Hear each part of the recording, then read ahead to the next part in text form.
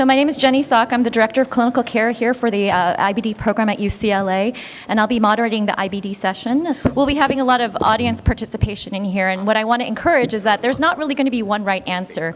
You'll also have a lot of choices to choose from, because I think that's what's going on with our IBD landscape right now. We're also going to be having some mini lectures from our esteemed panelists here today. So topics that we'll be discussing will be optimizing medical management in ileal and ileocolonic Crohn's, diagnostic management considerations in stricturing Crohn's, and surgical considerations in ileal and ileocolonic Crohn's disease. So our first case, we have a 17-year-old gentleman who most of his history has been in Brazil, but you're seeing him more recently, and you're reviewing his chart. So he was diagnosed at age 17, presented with progressively worsening abdominal cramping along with urgency and 4 to 6 stools with occasional blood a day. On colonoscopy at diagnosis in 2004, he's had patchy involvement of the rectum, mainly the right colon and ileum, mild inflammation at that time. He said he felt like it wasn't really a big deal after he was on sulfasalazine. He felt pretty good. So then between 2004 and 2009, he was treated with steroids maybe 2 to 3 times a year for a flare. And then after 2009, these flares seemed to be more frequent. And at that point, adalimumab was started every other week with azathioprine 150 milligrams once a day. Then between 2009 and 2016, he said he felt a little better, but he said he still would have those intermittent flares with bloody diarrhea. On average, he'd have about 2 to 3 bowel movements a day, no abdominal pain or blood in stools, no fevers, no extraintestinal manifestations.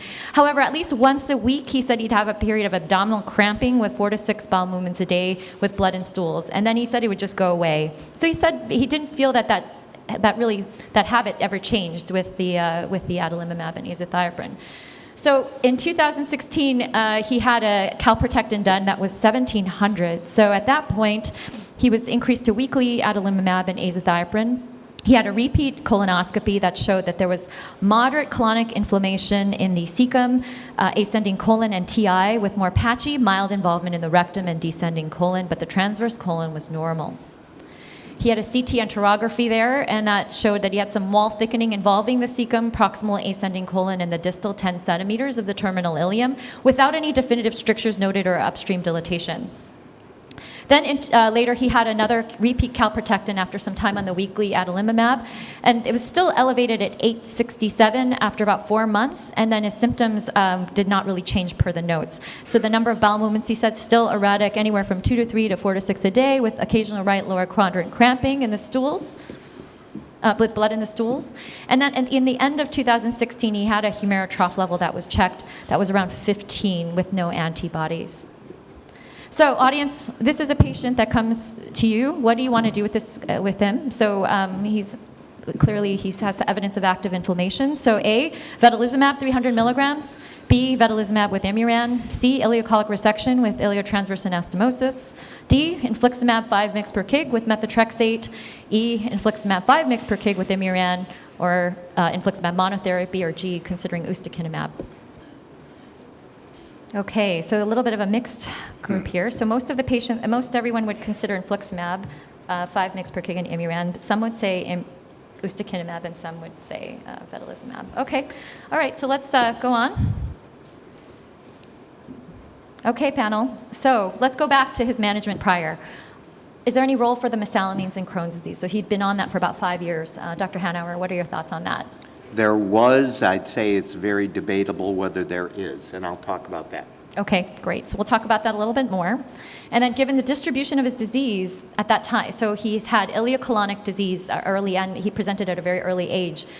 Now, should he have been considered for biologic therapy early on? He really had very little symptom at the time. Dr. Higgins, what are your thoughts?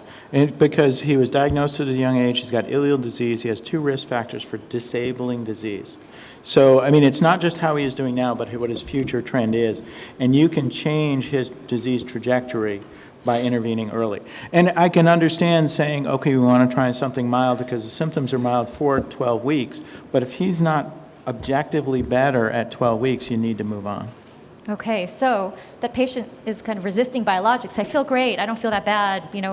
So you pretty much counsel them early, right? You tell them a little bit about the biologics, give them the 4 to 12-week course of something else. And use objective inflammation as the decider, and not say, well, because they're tempted to say, I'm feeling okay, it's not that bad, but he smoldered for 12 years. And, intervening and saying, no, that's not good enough.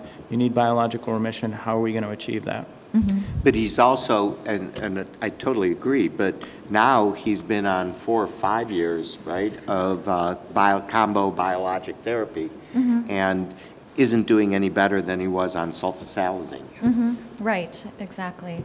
So do you call this patient a primary non-responder to TNF? Yes. Okay, Certainly looks like it. okay. He's not responding, and he's got got a good active level. inflammation All right. and a good level. Okay, Yeah. so I'm going to move on to Dr. Hanauer's talk on medical considerations for ileocolonic Crohn's, and we'll have about 12 minutes for this talk. 12 minutes, yes, ma'am. Thank you. So I'm going to whip through a couple of these slides because there's a greater consilience now between ulcerative colitis treatment and Crohn's disease, and the AGA pathways really are almost superimposable within those. Pretty much the only difference is going to be tofacitinib, approved for ulcerative colitis, and wasn't effective in their initial trials in Crohn's disease. Other JAK inhibitors are being tested in Crohn's disease and do seem to have some promising results. But that same list of moderate to severe disease, many of the factors that describe that as a risk, as Peter said, young age at diagnosis, extensive disease, presenting with complications such as perianal disease, in Crohn's disease, smokers, and I emphasize again and again and again the presence of deep ulcers. In ulcerative colitis, we can heal within 8 weeks, and we can see that healing. In Crohn's disease, it's unlikely to heal these deeper ulcerations, and I don't even look at them actually until at least a year. So as far as 5-ASA and the controversies, and I don't think the controversies have actually ended, it's just that we've all moved more towards biologic therapy. What's happened is that our endpoints in the clinical trials have changed, and we've moved much more to a treat to endoscopic target in both ulcerative colitis and Crohn's disease. When the 5-ASAs were initially evaluated in the late 1980s and early 1990s in Crohn's disease, and actually in 1978 was the National Cooperative Crohn's Disease Study published in 1980, with sulfasalazine, looked at symptomatic improvement. It did not look at endoscopy. And there's actually a little bit of a history to that.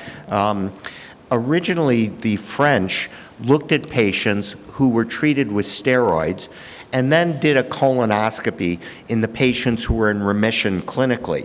If they weren't in endoscopic remission, they continued the steroids until they were, and then discontinued, and showed that it didn't matter whether they were in an endoscopic remission with steroids alone. So at that point, there was an era of therapeutic nihilism. You don't need endoscopy. Well, of course, that's been superseded with our prospective data now with the biologics that have demonstrated that endoscopic healing has many positive attributes: reduction in hospitalization, reductions in surgery, and as Peter says, probably changing the natural history of the disease if we can get it early. The problem with 5-ASA, it was tested early on, no endoscopic data, and there were mixed trial results with these. And the other thing is that, if you recall, the data that got infliximab approved for Crohn's disease took patients who responded to infliximab and then randomized them to continue or stop. That's called a randomized responder. Okay? That showed a difference at 1 year. With certolizumab pegol, when they treated through, randomized to certolizumab placebo, looked long-term without looking at responders, no difference, okay?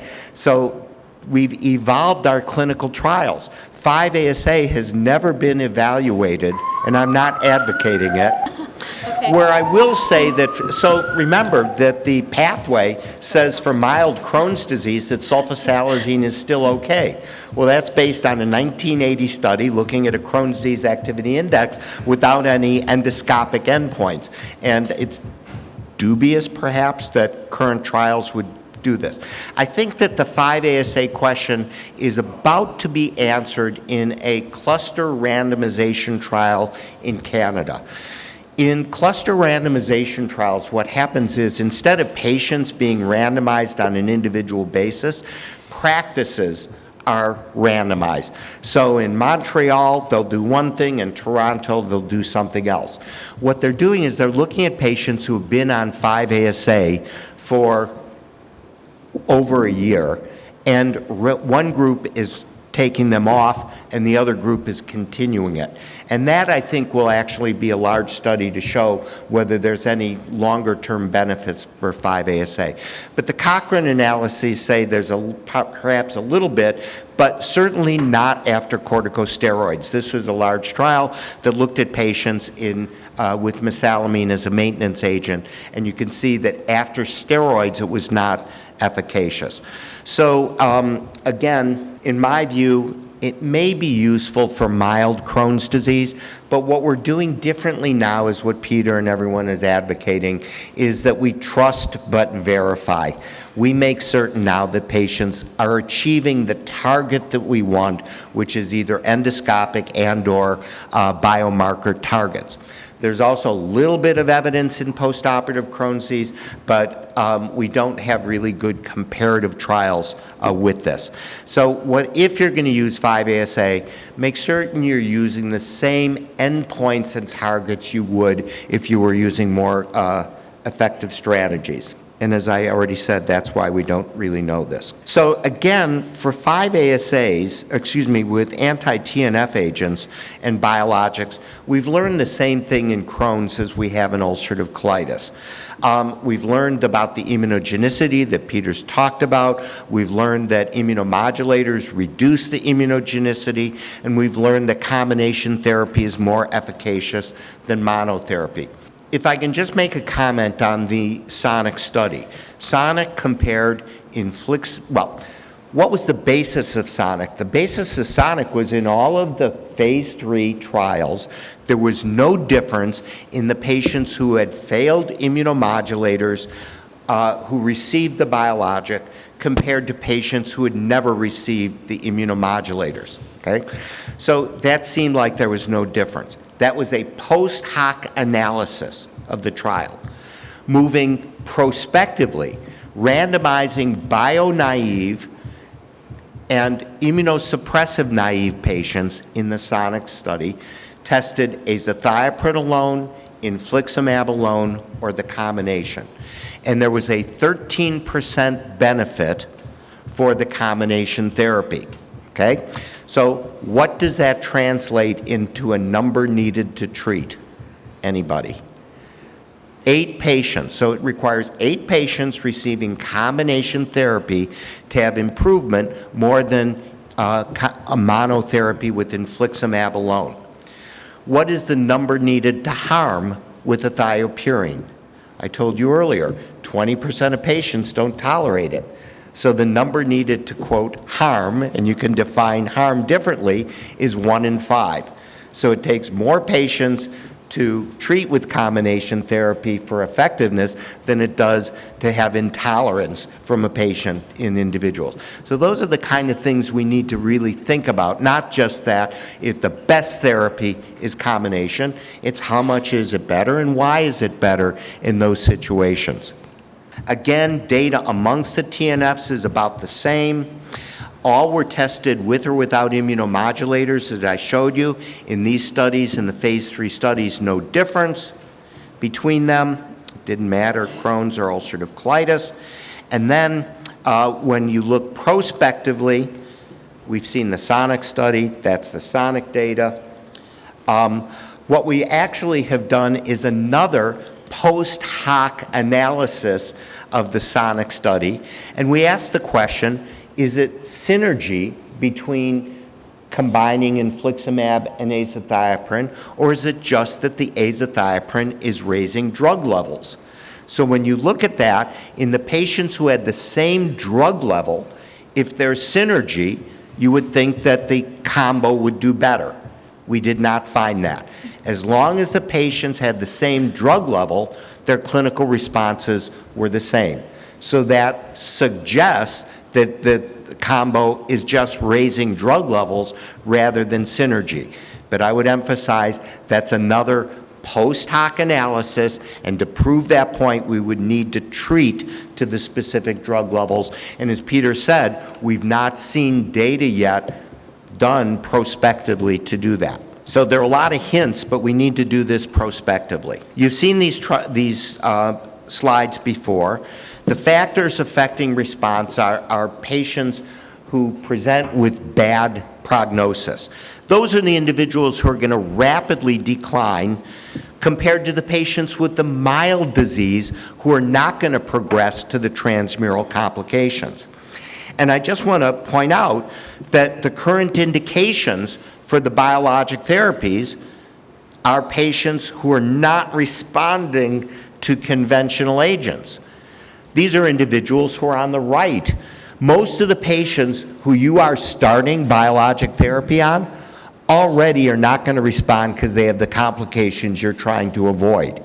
The only place we're going to affect the prognosis long term, Peter's alluded to this, is if we treat before there is bowel damage. And there's some subtle evidence. If you look at when patients were started on the biologics in the different trials, you can see the earlier the study, as far as years of Crohn's, the better response. When you get out to 7, 8, and now with ustekinumab, 12 years of disease on average, the response rates are going to be lower because they already have bowel damage. And this has been shown in a Canadian study looking at the response rates to ustekinumab. In the individuals who had bowel damage already, the B2s or the B3s, they had a likelier chance of going to surgery than the patients treated with ustekinumab who did not have preceding bowel damage. So this has led to our treat to target concept of we set a target, endoscopic healing or biomarkers. We aim to establish that target. We look at a period of time. In Crohn's, in ulcerative colitis, as we heard, 3 to 6 months. Crohn's, probably 6 to 12 months. If we haven't achieved the target, modify therapy, and then look again in another period of time. So that's the whole concept of treating to target. If we're going to affect this, it has to be done early in the disease. Late stage, as I've emphasized, we're in bad shape. There have been 2 trials, and I just don't have time to go over those, looking at whether we should be combining biomarkers or just treat to symptoms alone. In the studies, they have looked at biomarkers. The primary endpoint, which is the proportion of patients in clinical remission, doesn't change. But if we look at endpoints such as surgery and hospitalization, when you are incorporating biomarkers, as Peter is advocating, that's where we can actually affect the change in these. And that's the CALM study that has just been published in Lancet that showed that individuals who were treated for both symptoms and biomarkers had better outcomes than overall. Now the problem is we can't always get what we want. And this is data from Bill Sanborn's group, again, as you know, one of the most aggressive treaters in the country and world about treating to target. Yet even in his hands, less than 50% of patients actually achieve endoscopic healing in the setting of Crohn's disease. So this target of endoscopic healing is really a challenging target in Crohn's disease. Peter alluded to the Victory Consortium, which compared vedolizumab versus adalimumab in his practices. This is not a double-blind controlled trial. Again, it's sort of a cluster-type randomization. What they demonstrated was actually that patients with vedolizumab did pretty well in Crohn's disease and quite similar to adalimumab. And it may have been due to the factors that we had discussed earlier. But the 12-month cumulative mucosal healing rate was still 60% in these open practices. And I just want to conclude again with my major point, which is if we're going to impact on Crohn's disease, there are going to be 2 points where we're going to have the opportunity to really change the course of the disease. The first point, of course, as we've said, is early in the disease, before the patients have developed a stricture, or post-operatively, when you have a clean slate. Those are going to be our best opportunities to actually prevent progression of the disease. But where have we been using our effective therapies? Unfortunately, we've been using them late or after patients are not responding. And the impact of therapy there is going to be quite minimal. And that's reflected in the 30 to 40% response rates in clinical trials compared to a 65% endpoint in open label, in the Victory Consortium, and in clinical experience where we can make all of these adjustments. But it's still not in an 80 to 90% response rate in Crohn's disease. Okay, that's your basis. Perfect, thank you. Thank you very much. Okay, so this patient was switched over to vedolizumab with ongoing azathioprine.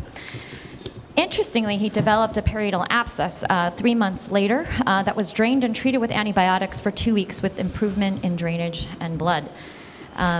There was a discussion at that time about considering some surgical option due to refractory disease when he was in Brazil, but life happens and he ended up coming to Los Angeles for graduate school a month later, and then he's coming to see you in the office for the first time, to get with this history. To establish care and to continue his infusions. So since starting the vedolizumab, he thinks that his symptoms are okay. He's not very bothered by them. 2 to 3 bowel movements a day. He has no urgency, occasional right lower quadrant cramping, and sporadic blood in his stools. He's still concerned about this perianal drainage, and he says he sees blood in his stools about 1 time a week, and this is unchanged from previously. He says his perianal drainage has significantly improved since it was initially discovered, and it is less bloody than it was before, and he has no anal or rectal pain. After he eats, he does still experience a little bit of abdominal cramping. So on vitals, he's totally stable. There's no change. But on exam, he still has that. He still has a lot of purulent drainage coming from the bottom. We do check some labs to see where he's at, and his albumin's at 3.5. Hemoglobin's 11.6, so he's a little anemic. His platelet counts are high.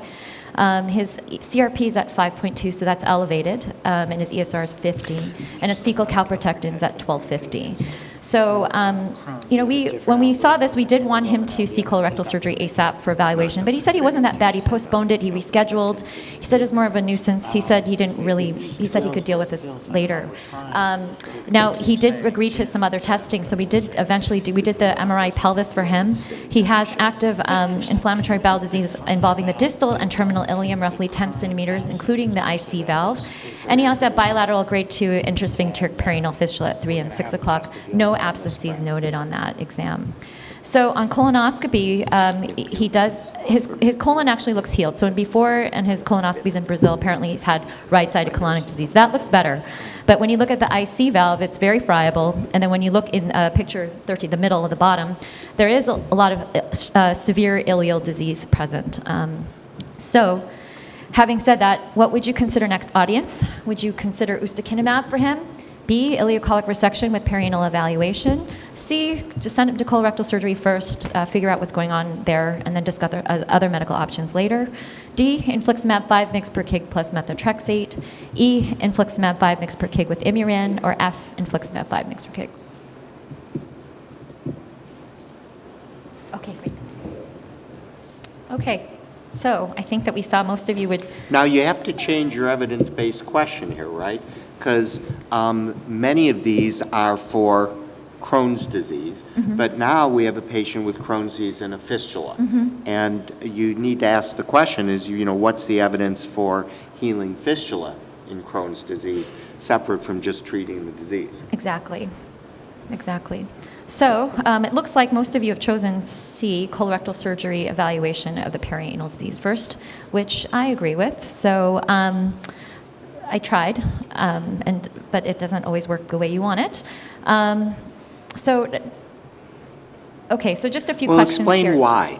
Why? What do you mean why? Why Well, would you this consider? is not going to be a superficial fistula, right? The distance from the, tell Well, me so if then I'm let me wrong. see, Dr. Kwaan, what are your Yeah, thoughts on I this? mean, So this is it's- something we always wonder. Do you have to send them immediately to colorectal search to see one, to evaluate and see if there needs to be an exam under anesthesia prior to medical therapy? We know that healing is better if you can consider ceton placement if there is a fistula before. So you would imagine that if you're considering changing your medical therapy, that would be something you want to do as soon as possible. But let's say you can't get there. Let's say it doesn't happen because the patient factors, different factors, and it doesn't happen. So, I mean, is there going to be a lot of decrease?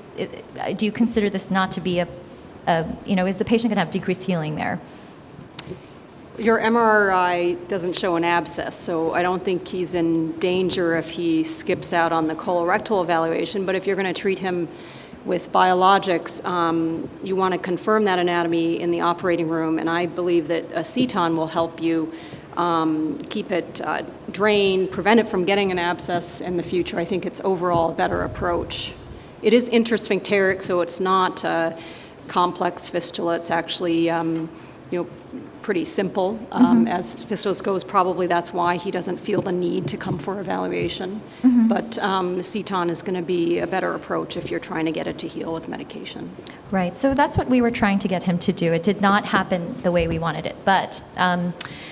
So let me just go on. So he's on vedolizumab right now. Is this working for him? Does he need more time? Dr. No. Higgins? Okay. No, and we did a study of the Gemini data and looked at what would his VEDO level have to be successful. He would need a VEDO level of over 200 to even have a chance. So he's not making it, it's not working, he needs to move on. Okay. And yes, does he need a new mechanism of action? We did discuss that he should have that. Is ustekinumab an option in this gentleman? I think it's a reasonable option, given the good level of adalimumab and no response. Okay. So yeah, so if you remember, he has already failed adalimumab, and now he's failed vedolizumab. So what would be the right option for someone like this? We said already earlier, we thought he was a primary TNF non-responder. What would you do next? For fistulizing disease, typically my first go-to therapy is infliximab in combo. And I'd say to him, I think that you're probably less likely to respond than other people because you failed to respond to adalimumab. I think ustekinumab is another good option for fistulizing disease, but either one is reasonable and your insurance probably has a strong opinion. Okay. Well, yeah, but that's not going to direct you. You're right that you don't want to direct him towards a mechanism that he's already failed. But I would, failed with good levels. I don't know the difference between having a level of 10 of adalimumab, an IgG1 monoclonal antibody targeting TNF-alpha versus 10 of infliximab, which is IgG1 monoclonal antibody targeting TNF. I mean, I don't see the difference between those. But I would change mechanisms, but I would give him combination therapy with azathioprine in any event. In this, give him the data where we have the best. Again, he's failed 2 biologics now. Right. These guys, if you look at the primary data, these people have less than a 10% chance of working with the next biologic. That's the sad truth. So he receives his first dose of infliximab and he remains on the Imuran, and he does finally see colorectal surgery, but after you want him to see them. And colorectal surgery sees him, and they say that actually that posterior midline, the fistula opening appears to be healing well. There's no evidence of any drainage or induration, and anoscopy, they see the internal opening of the fistula tract with scant bleeding, but actually no intervention is done at that time. So I kind of already addressed this with you, Dr. Kwaan. Ideally, a ceton placement would be nice. Without that, is he at higher risk for abscess after the anti-TNF is started for having that reform? I think the ceton is more ideal, but I'm not sure that there's data where you can give them counsel them as to what their increased risk would be for an abscess. And So- it is a lower risk fistula because it's intersphincteric. So. Okay. And then what steps would we take next now in this gentleman? He says he feels pretty good. What do you want to do, Dr. Hashemi? I would, again, restage him and Yeah. check levels and check a CalPro and probably, I don't know how far out he was from the last colonoscopy, but I would think about rescoping him too. And then Dr. Higgins, would you check an infliximab trough level in this gentleman? I would use CRP or fecal count screening tests. Okay. And if those look like they're not improving, I would definitely get a level. Okay. So on follow-up, he's feeling really well. He says he has 1 bowel movement a day, no blood formed. He doesn't have any other pain anymore, no drainage from below. He's gaining weight. His appetite is pretty good, no abdominal pain. His albumin is improved. He's not anemic anymore. Hemoglobin's 13.2. His CRP is no longer elevated. He does not get fecal calprotectins very easily for me either. So infliximab trough at 5 mg per kg every 8 weeks. That trough is 9.3. I was curious, so I sent it. Dr. Higgins, in light of what you said about fistulizing disease and the level at 9.3, what are you going to do with that? So he feels pretty good. Yeah. My feeling is we don't have great prospective data on fistulas, but I think we have increasing retrospective data that you may need to run higher levels to treat fistulas, particularly with infliximab. I think it's probably true for adalimumab as well. So I think if you're really worried about his fistula, and some of this is looking at his fistula, doing an exam, do you really feel like he's doing better? And it might be worth a repeat EUS or MRI to kind of get a sense of that. But if you feel like it's not really progressing or it's plateaued, I think there's a case to be made to increase his infliximab. Okay, so I did increase it. So we increased it to every 6 weeks. I went very little because I was right on the fence. So we went there. But that's kind of backwards thinking. Why? Because what you're talking about is in patients who don't heal their fistula, and this is a guy who has healed his fistula. We don't know if he's fully healed his fistula. Okay, when you He's talk made about progress. fistula healing, you're talking about no drainage. That's the endpoint of fistula Okay. healing in the clinical trials. He's achieved that. Okay. We're not talking about MRI healing in this. It's a different question. I don't know the data on what levels correlate with MRI healing, if there is such a my thing. rule of thumb is I get him in the exam room and I press all around the fistula. Can I Yeah. express any pus at Right, all? that's fine. Because some patients will say, it's Right. really stopped. And they're like, there's still pus coming out. So I was on I the just fence. believe I what was on you the write. fence. I went to Q6. I wasn't going to change the dose. I just kind of said, let me see if I could just inch that up a little bit because I know that the levels need to be higher in patients with fistulizing disease. Oh, you don't. So Here's we 9.3. He's healed. Oh, well, okay. All right. So we can talk about that later. But okay, so you do a colonoscopy, or let's figure this out. Let's restage him. So you do a colonoscopy 6 months after the infliximab initiation, and that IC valve is completely stenosed. It wasn't before. I showed you the picture before. You could see inside. Now it's stenosed. You cannot even get a little wire in there, and you don't see opening.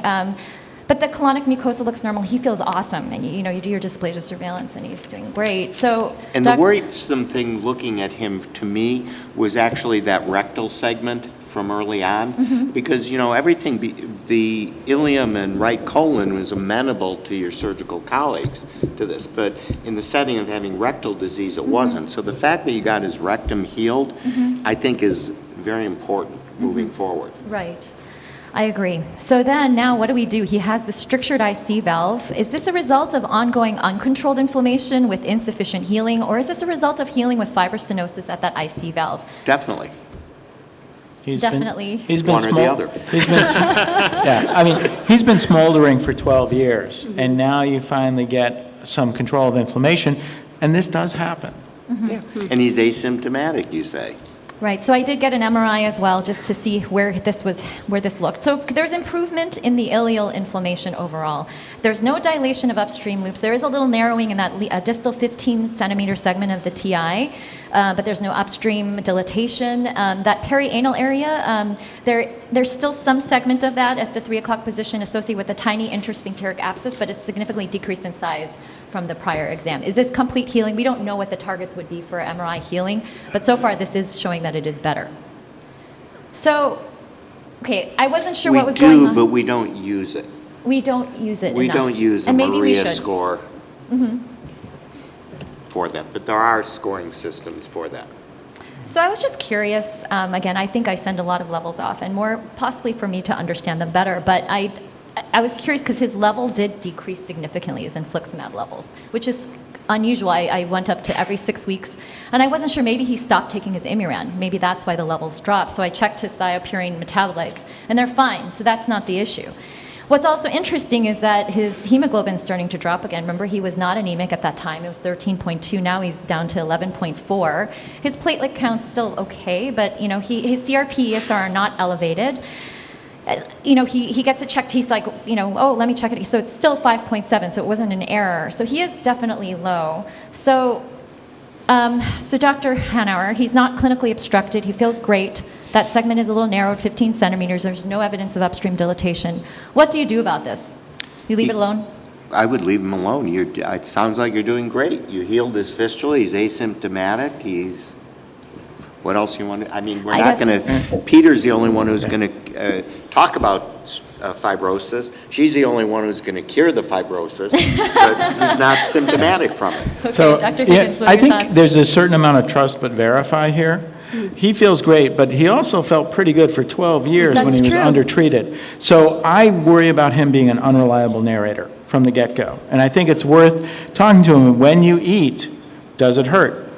What can you eat without hurting? And are there certain meals that you eat that do cause pain? And try to get into it. Are there really obstructive symptoms? Does he ever feel nauseated? And sometimes you can pull that out of someone who's gotten used to that normal of a little bit of nausea, a little bit of pain. So, I don't quite trust feels great. But I don't want to push him to surgery at this point because I don't know that he's going to be feeling better after surgery. Okay. Yeah, He may not. Yeah, He you're right. can't feel better. He feels well. How can he feel better? It is sort of, has he just adapted his normal to tolerating low-level obstruction? I also don't feel like MRE is a completely objective exam. Different radiologists view them differently, and what you consider dilation is a little funny. We've been doing a lot of research on this, comparing radiologists and comparing machine measurement to radiologists, and sometimes radiologists get it wrong, more often than we think. So do you think any of this IC valve narrowing could be improved by increasing your troughs? Is it at all possible? I think there are a couple of things. I would say, look, I have seen an obstruction in you. I know it's there. The other data don't match here, but I'm concerned. Two, I want to make sure I mention surgery as an option because he's had 12 years of bowel damage. His chances of eventually going to surgery are pretty high. It's much better to go to surgery electively than emergently. And telling him that if he develops upstream dilation, he's at risk of forming fistulas, abscesses, or having a perforation that makes surgical outcomes a lot worse.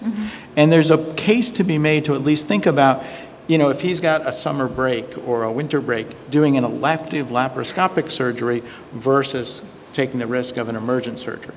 And he's probably not there yet, and he probably doesn't want surgery right now. But introducing the idea today might be really helpful later. So other thing that I found really interesting about him, he gained 40 pounds in 1 year. That's a lot. That's a really unusual. And so do you think this has anything to do with his decreased levels, his overall presentation? So I'm curious, how do you order infliximab? And I'm very specific about this because we used to order it by 100 milligram vials. And we changed about 5 years ago because of this issue to we order by milligrams per kilogram and rounding up to the nearest vial, complete vial. So we do order by 100 milligram, and it is rounded up. Actually, not always rounded up. So it's rounded. So if it's 240 or whatever, if it's 24, he'll be rounded down. Yeah. Okay. So yeah, I don't know if that has anything to do with it, but he's been having a milligram per kilogram dosing, and I look and it's he hasn't really been underdosed. I'm going to continue with an alternative view. I was wrong because I didn't think he would respond, but he obviously has. He has evidence of less inflammation overall, more fibrosis, but less inflammation. And I'm happy with that as an explanation for his weight gain. Okay. He's gained quite a bit. So anyway, so we're going to talk a little bit about stricturing Crohn's disease now with Dr. Higgins. Absolutely agree with Steve. This patient is much better in terms of control of inflammation and almost certainly feels better. My question is he truly a lot better or does he have intermittent obstruction, which he may? But I want to talk about fibrosis. Is his ileal narrowing fibrotic? Will additional anti-inflammatory therapy help? Will endoscopic dilation help? And when is it time for surgical resection? So we often ask, are strictures inflamed or fibrotic? And to be honest, it's a lot more complicated than that. So histopathologic studies show 4 strictures that are surgically removed. It's always a mixture of inflammation, usually more chronic inflammation than active, and fibrosis. There are damaged blood vessels and slowed blood flow.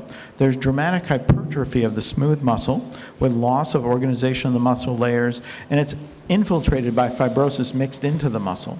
There's creeping fat around the stricture, and there's also neuronal hypertrophy, which always makes me wonder if some of what patients' hypersensitivity and pain is actually changes in the nerves themselves.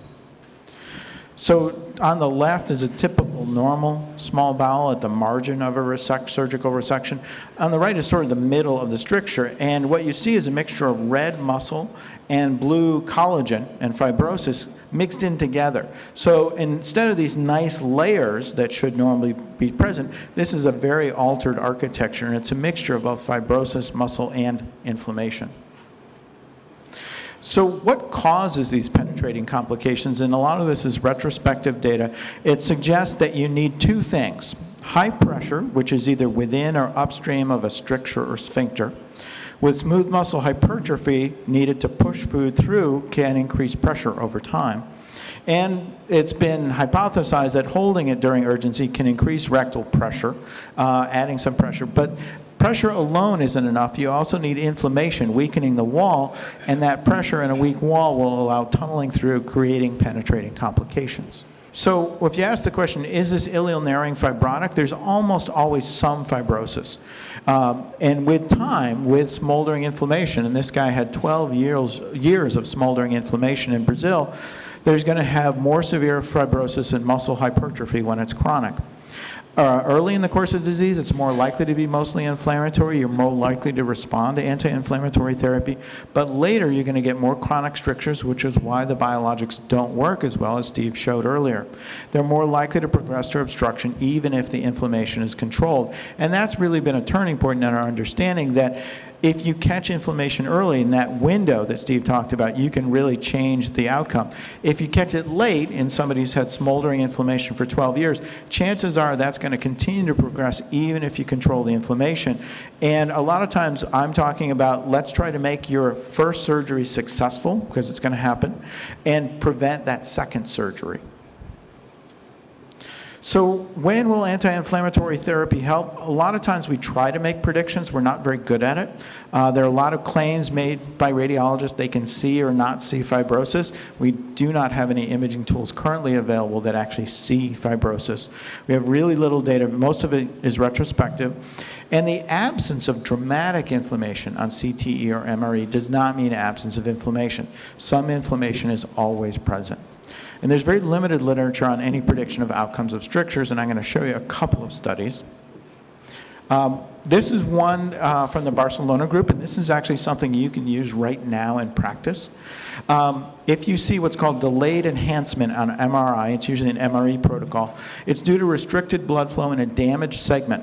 You see T1 get brighter. On the left is 70 seconds, on the right is 7 minutes. So the gadolinium actually collects and gets brighter at 7 minutes compared to 70 seconds. That is present in really severe fibrosis. It doesn't help you with early gradations of fibrosis, but it tells you these patients are highly likely to need surgery. So this is a test your local radiologist can almost certainly do based on the Barcelona protocol. It basically tells you if it's positive, that patient really does need surgery. There are a lot of imaging tools in development, some of which I've worked on. Nonlinearity ultrasound measures how stiff the strictured intestine is, and surgeons will generally tell you a really fibrotic intestine is quite hard. Photoacoustic imaging, and this is shown at the top right, uses different wavelengths of laser to make detection of hemoglobin and collagen easy. So hemoglobin is a marker of inflammation, collagen of fibrosis, so you can get a rough idea of the ratio of inflammation and fibrosis. And magnetization transfer MRI, which is still a research tool but is close to becoming clinically practical, detects both collagen and muscle, and this is a color level. And on the left side of that picture, the color picture, are red areas where there are strictures with a lot of collagen. You can see the abdominal muscle in the outer wall that is also red. That's probably, assuming the data hold up, coming to clinical practice in the next 3 to 5 years. So what does help predict surgery? What can we use now beyond this delayed enhancement MRI? This is from a retrospective study of 221 inpatients at the University of Michigan, looking at who would have surgery in 2 years. So they were admitted with a stricture.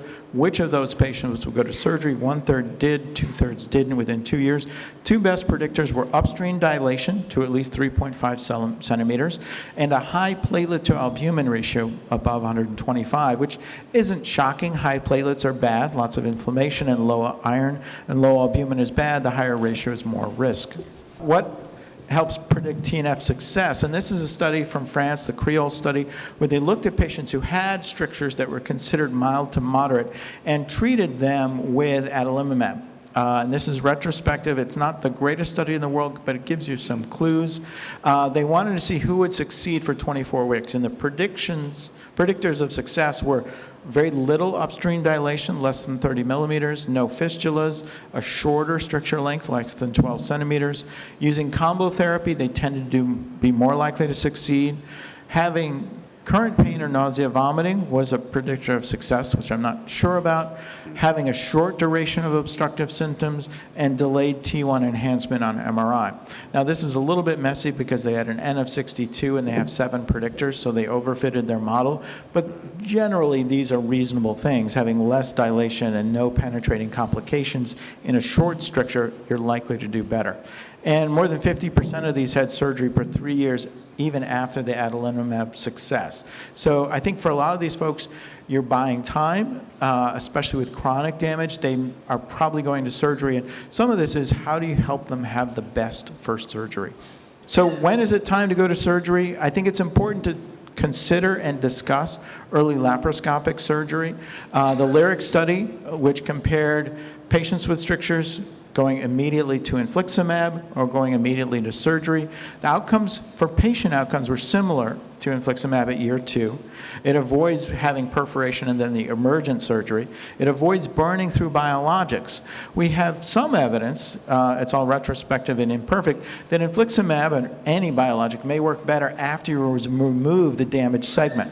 That damaged segment may be so hard to treat that if you remove it, suddenly your biologics work a lot better. As Steve alluded to, that second window, after you've sort of reset the bowel by removing that really damaged segment, you may be able to do a lot better with biologics. And whenever you have a stricture with penetrating complications, you need to be thinking about surgery. Before surgery, you want to address sepsis and nutrition and think about operating on pretty much anybody with penetrating complications. Very rarely you'll see some patients who develop enough fistulas or large enough fistulas to actually do a self-bypass around their stricture. Most patients, that's not going to happen. So another time to think about it, when you're doing endoscopic dilations, when they're not maintaining the patient symptom-free, evaluate for additional upstream strictures. There may be one just a little bit farther up, and that's where imaging can be really helpful. Or if you're not reducing upstream dilation, there's still a mechanical problem. Or if you're needing endoscopic dilations more than every 6 months, some people every 12 months, some of it is the patient will tell you, I'm kind of tired of coming in for these. Some patients are perfectly happy to come in every 6 months for a dilation and understand the risk of perforation and are willing to take it. But many patients will reach a point that, a planned surgery makes a lot of sense. So for strictures and penetrating complications, most patients with strictures, especially with upstream dilation, will eventually need surgery sooner if they have upstream dilation or a high platelet albumin ratio. Consider early surgery when you have penetrating complications, limited biologic options, and high-risk markers.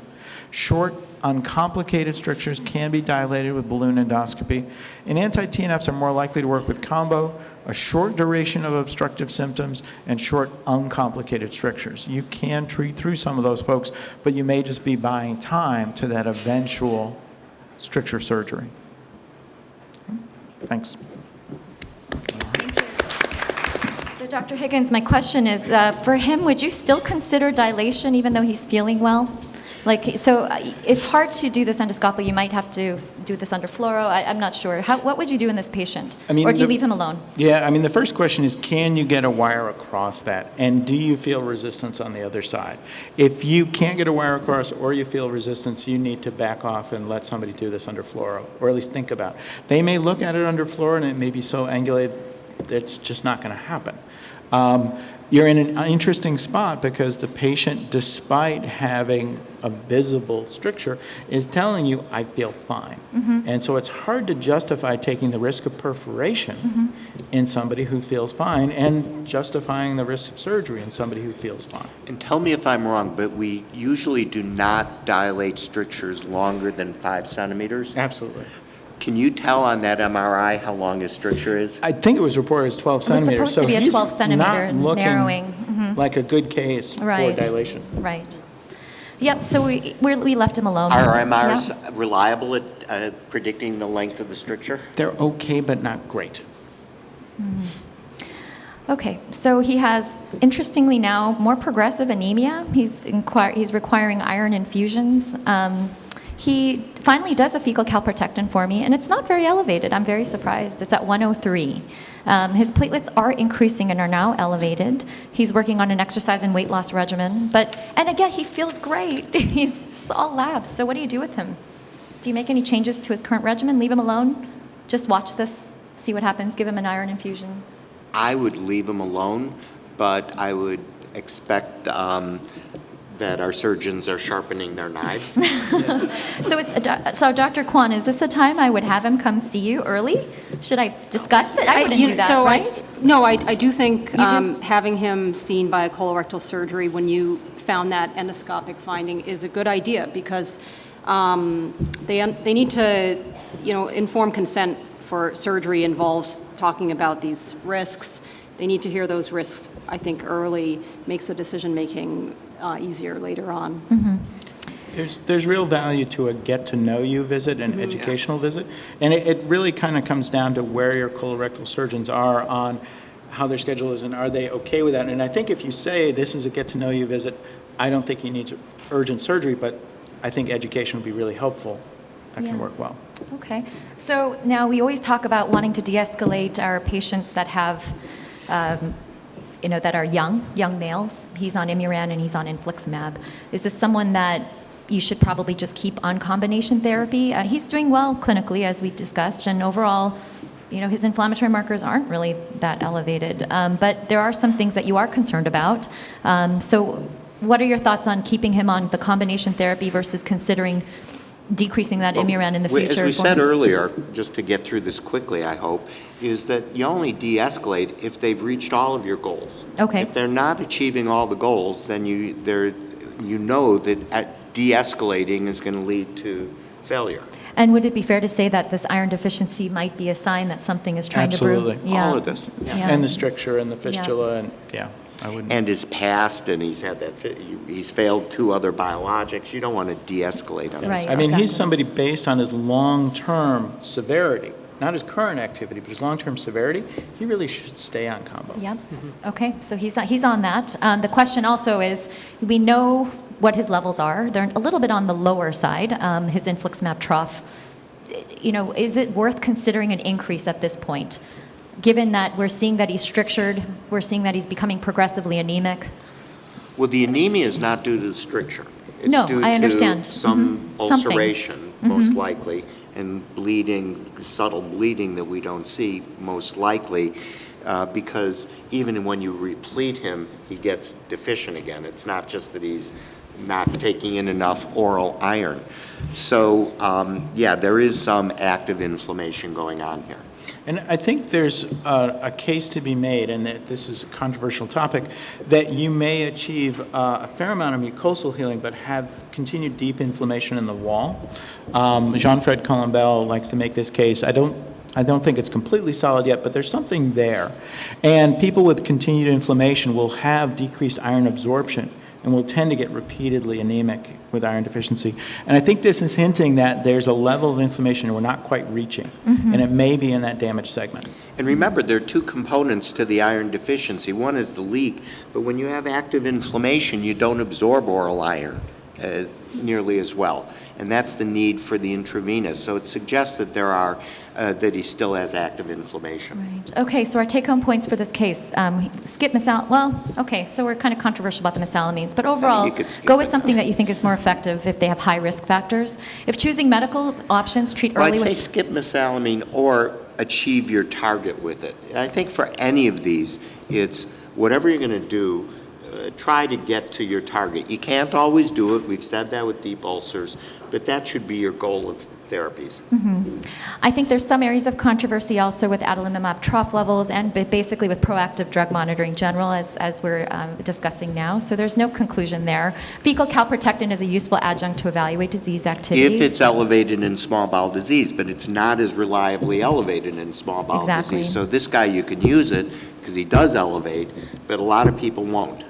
Exactly. So, and right now, maybe that 103, maybe it's actually should be higher in him because his disease is predominantly in the small bowel. And then we'll follow up the course closely in general for patients that even if they lack symptoms, you want to get those objective markers to see that they actually are healing, and you want to get the data. So I think that's what's kind of interesting about this case, because overall throughout his course, he's really haven't had many symptoms. So this is a push to have everybody really be looking for objective markers. So I think what I'm going to do for this case, in the interest of time, I'm going to just talk about it. I think it's an interesting case because I do see a lot of these kind of patients that come referred in after a while. So this is a 21-year-old male with a history of newly diagnosed Crohn's ileitis after appendectomy. So he presented initially with nausea and vomiting and increased right lower quadrant pain. He was hospitalized and diagnosed with an acute appendicitis and sent home, but after discharge he began to experience similar symptoms and was hospitalized 2 months later. And on CT apparently had marked inflammation in the distal 12 centimeters of the TI. And then in the small bowel follow-through, he had a featureless terminal ileum with mucosal regularity. There was some question of linear density suggestive of sinus tract from the TI. So on colonoscopy, apparently he had TI was narrowed. It could not be intubated completely. There were no ulcerations seen, and the colon was normal. The biopsy did confirm, though, non-caseating granuloma and ileitis, and that's where he had his diagnosis. He was discharged on Lialda and a steroid taper, and then he transitioned to 6-MP. And roughly 2 months after that steroid taper, he says he feels great. His 2 bowel movements, no blood. His weight is increasing, no fever. He has no, his vital signs are stable. He has mild tenderness in the right lower quadrant. And as far as his labs go, his CRP is not elevated. He may be a little bit iron deficient. And he has an MRE done, and at that time there's 10 centimeters of TI inflammation with some sinus tracts, but no discrete abscess or fistula seen or no skip lesions. So audience, what would you do in this patient? I would just add that, again, he was treated with Lialda, a colonic distribution, 5-ASA, in combination with steroids. It's been shown in clinical trials that 5-ASA, in addition to steroids, don't help. Exactly. Plus, you're giving a colonic release, so it's wasting a lot of money with that one. And time. I think time is very valuable. Time. So this is your patient. You're Time seeing to an effective therapy. exactly. So what would you do next? Would you add adalimumab to 6-MP? Would you continue the 6-MP with close monitoring?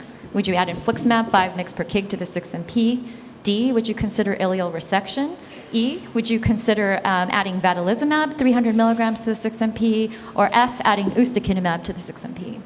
Okay, so the majority of what you would add infliximab to the 6-MP, and then or consider adalimumab. So let's go on. So his gastroenterologist was planning to add the adalimumab with his 6-MP, but the patient refused to change therapy because he was feeling well. And he actually did not follow up with lab requests and follow-ups. So he then remained on his 6-MP with his Lialda for a while.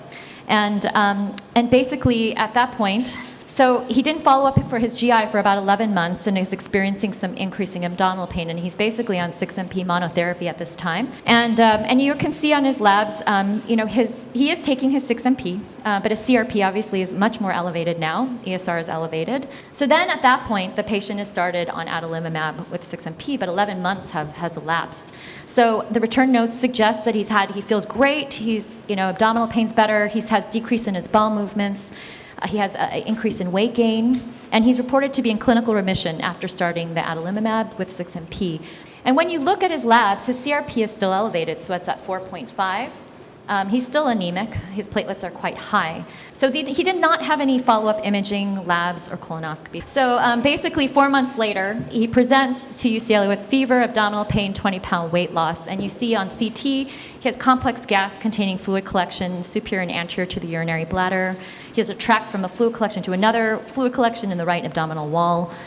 He has it appears to be related to the distal ileum. So if you got to go back a little bit, though, Jenny, because you asked, at this point, before this, at this point, do you need to do anything different? Right, I guess that's the question. So my question for you is, first of all, is this a patient, so quite a lot of time has elapsed. So this is now almost a year since his presentation. I think that's the point I want to make. And he's feeling well. He's feeling He's well. got abnormal labs.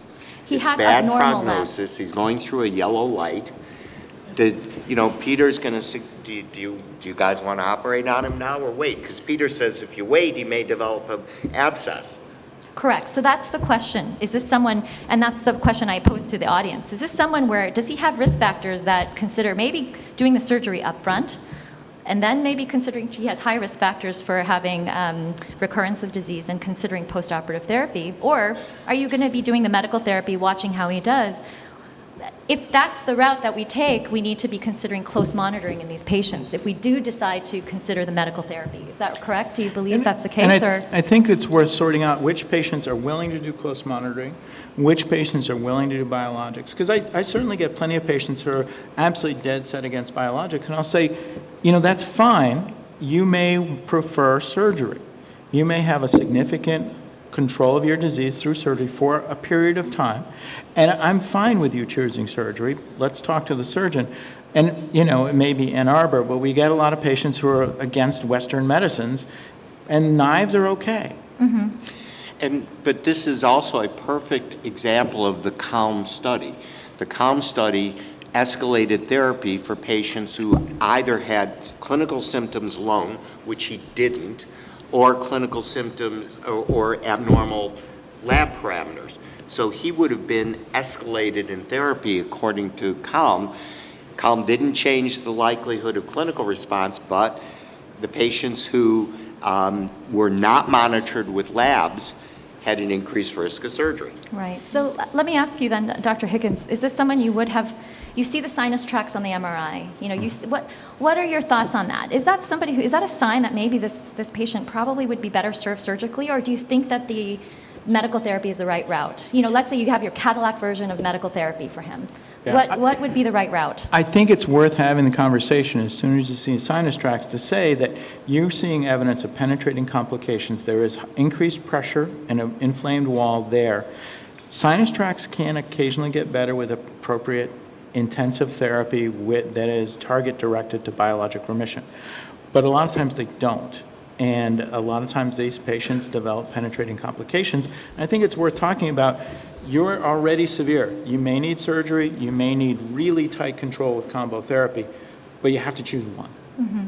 And Dr. Kwaan, so if you have a patient that isn't too excited, she has these sinus tracts, and you're considering elective surgery versus later on biologics. I just wish that in your counseling you could tell them their risk of the complication this patient ended up having, because our research can inform his risk of an anastomotic leak with the surgery, of hemorrhage, reoperations. We've got this kind of down to a T with our data, and it really has helped us counsel patients about what they're getting into with surgery. So if his risk of developing that complication was maybe 15% or so based on his imaging and his labs, I think that would make this a much clearer discussion.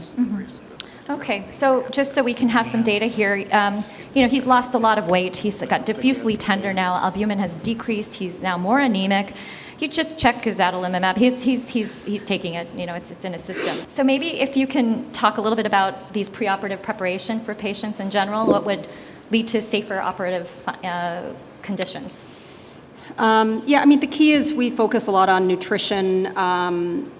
Taking them off their immunosuppressant medications. That's going to be very individualized. And then, if they have any abscesses, we want to effectively get them drained or treat them with antibiotics.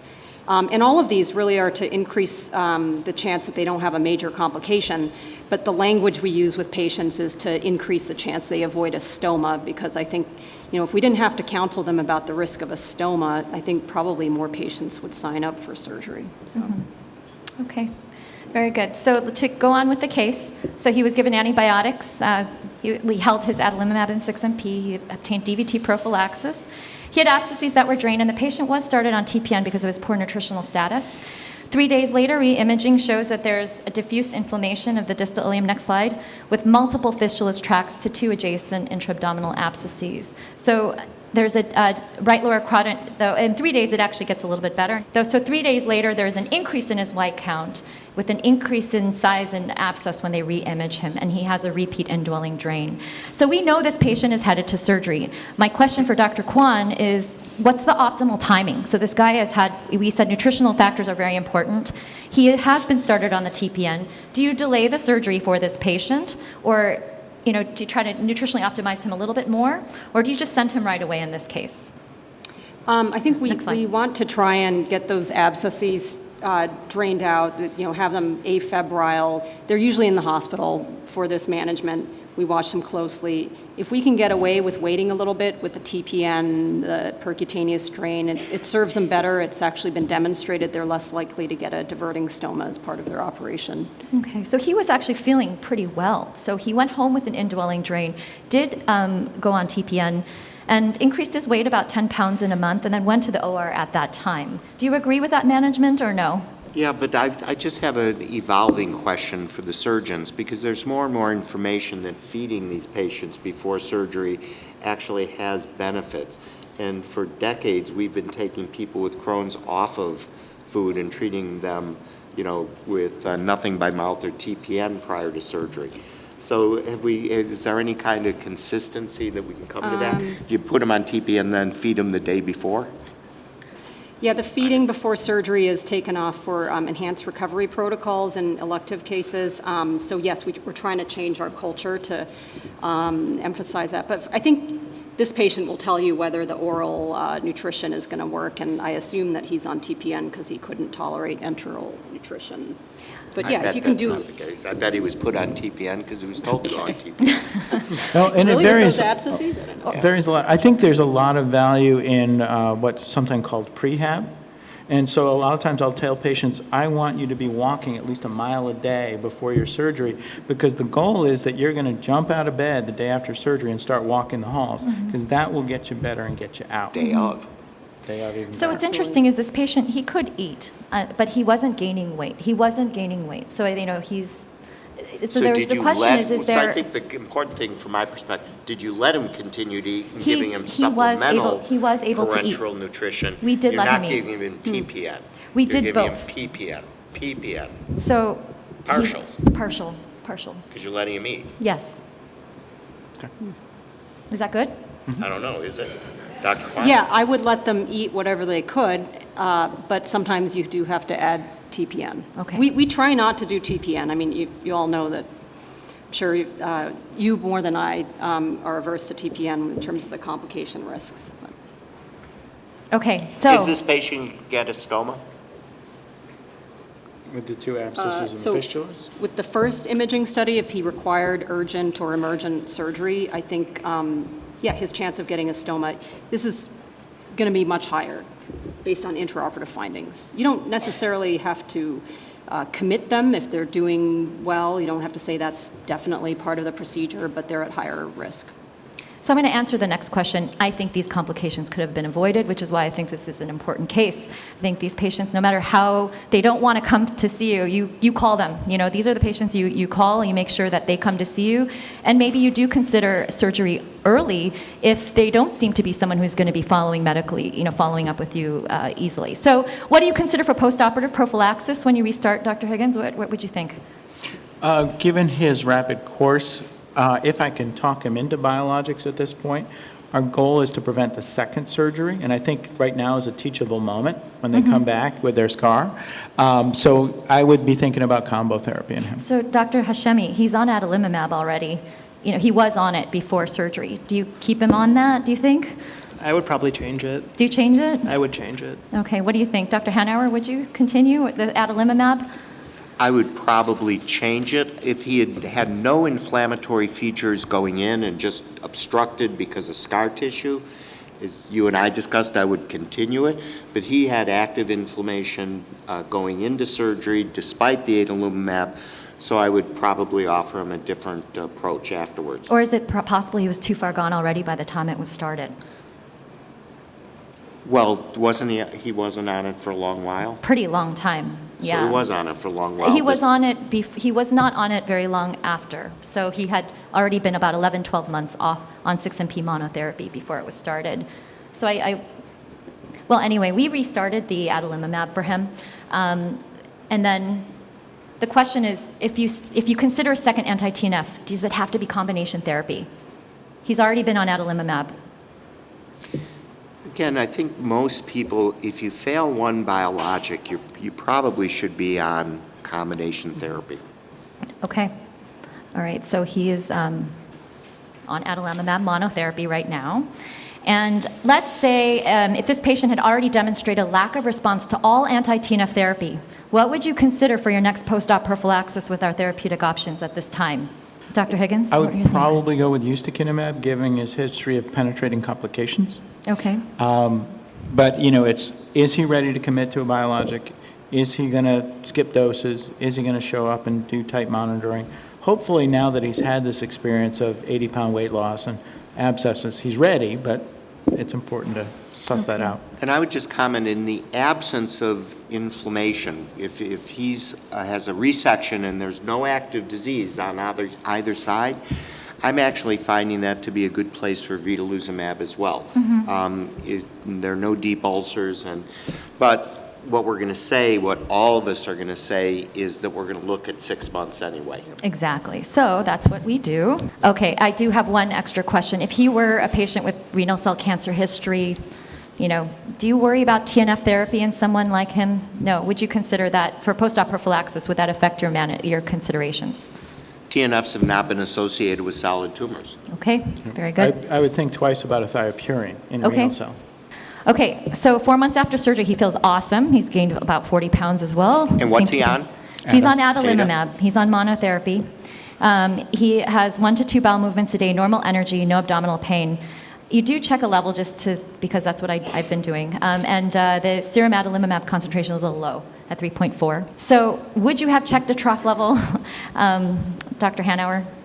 Well, we're also asking, you guys are measuring calprotectin and CRP on everyone but this guy here. So I want to know what those values are here. And we're going to check him at 6 months anyway with the scope. Correct. So it's the same question. If his scope looked normal and he had no lesions, but this was his level, would I increase it? Well, again, he's already got mucosal healing, so I probably wouldn't. Well, we don't know yet. So if he has mucosal healing, if he didn't have mucosal healing, it's a no-brainer, obviously. Okay, next slide. So he does have a little recurrence at the anastomosis. So what does that mean? That's always been a question. So when it's right at the anastomosis, and he does have records, that's considered I2 overall, right? If they have it's now considered, they've reassigned the I2A. margin, which was not as considered in the original classification. So what we're saying is that, if Dr. Kwaan did surgery on a patient without Crohn's disease, you don't see these marginal ulcerations that we see after Crohn's disease surgery. And the Rutgert's classification was really meant to assess the ileum proximal, which seems to have more prognostic factor for inflammation, whereas these marginal ulcers may also still lead to strictures just at the anastomosis. Right. So would you change any therapy if you find that, or leave it alone? And we have no evidence on anything that has looked at the marginal ulcer. What we've looked at is the ileum preceding that. Right. So we don't really know what the significance of this is. Okay, so overall, yes, that's some of the questions I had. Let's say you heal, his neo-TI lesions look great. Would you ever consider de-escalating this guy? Like, he's on weekly adalimumab now. He's healed everything. He wants to go to 2 weeks. Labs look great. I think as long as you, again, continue your iterative monitoring of him along the way, it's reasonable to do those things. Right. But I wouldn't do it in this era blindly. I'd measure either calprotectin, In Europe, they'd measure ultrasounds of the anastomosis or colonoscopic exams on a yearly basis. Okay. I'd certainly want some kind of objective measure every 3 months for the first year if I'm going to de-escalate. I'm encouraged because his phenotype previously was anemia and loss of iron, that he doesn't have that. So I'd say it's not crazy to do that. But I have to tell him, and assuming he has a significant other, that the consequences, he's seen what the consequences are of blowing off medical therapy. He could be right back in the OR if he blows this off. Exactly. Okay, so our take-home points are if biomarkers remain persistently elevated, despite the patient feeling completely well, you need to consider a more aggressive therapeutic plan early with clear communication to the patient about the risks of untreated ongoing inflammation. I think repeating cross-sectional imaging is very important to evaluate your success or failure of your current therapy. And if there's any suspicion of penetrating complications, consider or at least discuss surgical management up front. Or if you're going to closely monitor, you really need to consider timely medical management with close observation. Lastly, we talked about nutritional optimization and postoperative prophylaxis and colonoscopy roughly 6 months after surgery. That's optimal. So I think with that, we're concluding our session. Thank you very much. If we have a few questions that we're just going to address one question per person. I've given you all some questions that came in. Whatever you find the most interesting, maybe you can address. Question was, when do you decide to start patients on Remicade 5 milligrams per kilo versus 10 milligrams per kilo? We don't have good evidence from the original studies. 5 looked equivalent to 10 for the first year. That being said, I do feel that for severe inpatients that have very high CRP and low albumin, particularly because they're likely to leak the drug, there may be an advantage. The data are really weak. They're retrospective, and to be honest, I don't think they're that strong, but I tend to be thinking about patients in whom the CRP is higher than the albumin. Okay. Dr. Hanauer?